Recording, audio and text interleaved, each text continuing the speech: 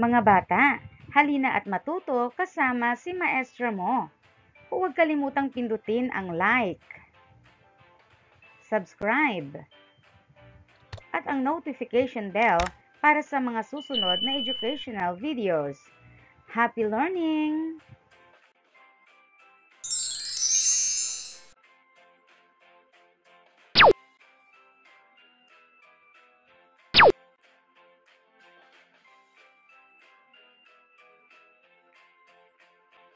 Mga layunin. Nabibigyang kahulugan ang kulturang materyal. Nakapagbibigay ng halimbawa ng kulturang materyal. Alamin natin ang kahulugan ng kultura. Ang kultura ay kabuuan ng kaugalian, paniniwala, gawi, at tradisyon ng isang grupo ng tao. Ang kulturang materyal ay tumutukoy sa mga pisikal na bagay o artifact na nilikha ng isang kultura. Ito ay mga tangible na bagay na maaaring makita, hawakan at gamitin. Ang mga ito ay nagsisilbing representasyon ng mga paniniwala, kaugalian at paraan ng pamumuhay ng isang grupo ng mga tao.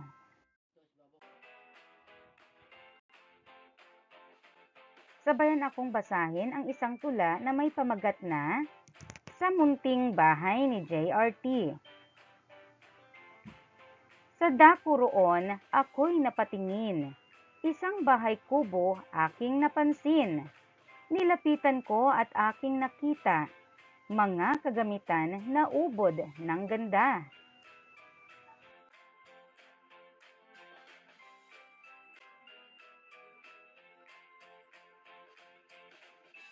Ang salakot sa dingding ay nakasabit, kagamitang panlaban sa ulan at init.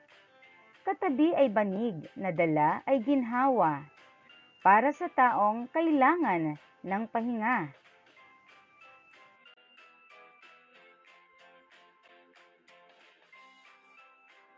May palayok na gamit sa kusina, kasama ang sandok, kubyertos at kutsara. May banggirahan na yari sa kahoy. Tasa, baso at plato ay nakasalansan.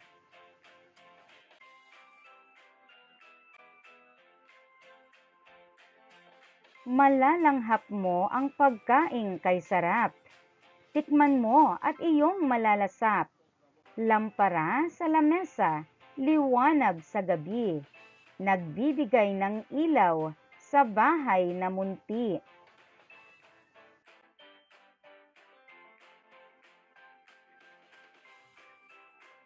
Ang bawat bagay na makikita sa bahay, masasayang alaala ang bigay. Sa simpleng tahanan, ligaya ang taglay. Kulturang Pilipino ang nananalaytay. Iyong sagutin. Una, ano-ano ang bagay na nabanggit sa tula? Pangalawa, nakakita na ba kayo ng mga nabanggit na bagay sa totoong buhay?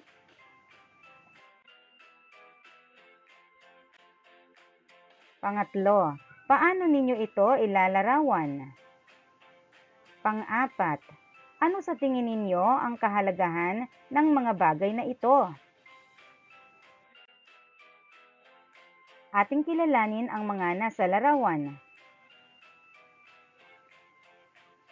Salakot,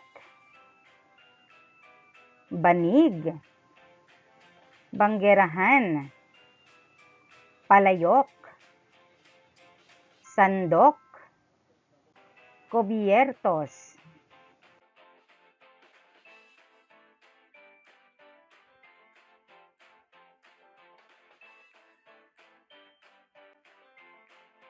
Ang mga nabanggit na bagay sa tula ay halimbawa ng kulturang materyal.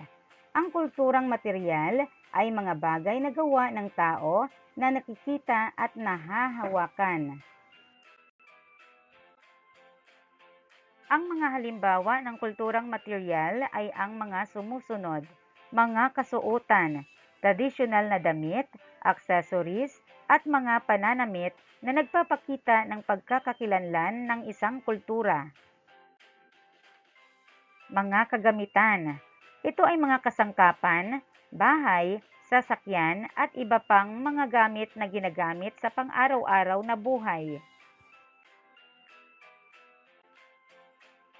Mga sining at arkitektura. Ito ay mga painting, sculpture, musika, sayaw, at mga gusaling nagpapakita ng aesthetic sense at mga paniniwala ng isang kultura. Mga relihiyosong bagay. Ito ay mga imahen, relikya, at mga lugar na sagrado sa isang relihiyon. Mga teknolohiya. Ito ay mga tool at makina na ginagamit upang gawing mas madali ang paraan ng pamumuhay.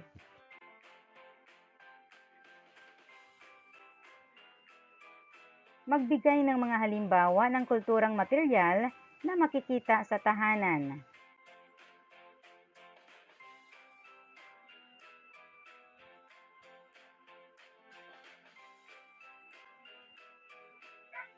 Ano ang naging basehan ninyo sa pagtukoy ng halimbawa ng kulturang material sa iyong tahanan?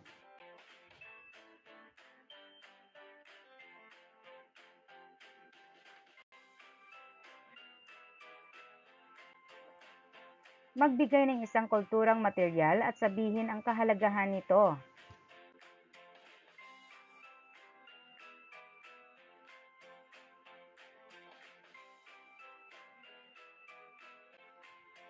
Tukuyin kung ang sumusunod na halimbawa ay kulturang material o hindi. Lagyan ng check kung ito ay kulturang material at X naman kung hindi.